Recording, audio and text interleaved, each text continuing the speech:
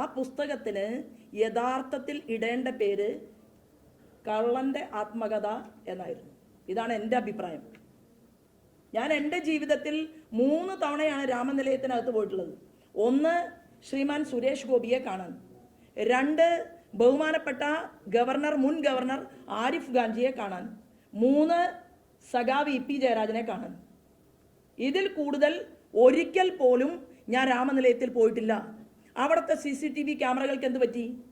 ഞാൻ ലെഡ്ജറിൽ ഒപ്പുവെച്ച് ഞാൻ പണം കൊടുത്തിട്ടുണ്ട്. ആ ലെഡ്ജർ ബുക്ക് മാധ്യമപ്രവർത്തകരുടെ മുൻപിൽ ഹാജരാക്കട്ടെ. അപ്പം ഞാൻ ആലപ്പുഴയിൽ പറഞ്ഞ അതേ കാര്യങ്ങൾ തന്നെ ഞാൻ ഇപ്പോഴും പറയുന്നു.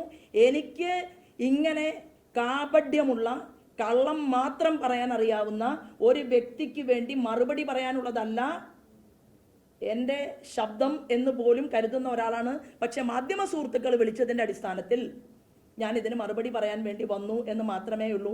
മൂക്കുകൊണ്ട് ക്ഷ വരപ്പിക്കും കോടതിയിൽ, ഒരു തർക്കവും വേണ്ട. കാരണം ഇതുവരെ നട്ടലുള്ളവർക്കെതിരെ മുട്ടാൻ ഇ പി ജയരാജന് സാധിച്ചിട്ടില്ല. ഈശ്വരാധീനം കൊണ്ട് ഞാൻ ഈ കേസുമായിട്ട് മുന്നോട്ട് പോവും. പിന്നെ ഇ പി ജയരാജൻ ഒരു സർട്ടിഫിക്കറ്റും എനിക്കൊരു പുസ്തകത്തിലൂടെ തരേണ്ട ആവശ്യവുമില്ല. ഞാനത് ഒരു താമ്രപത്രമായിട്ട് കരുതുന്നതുമില്ല.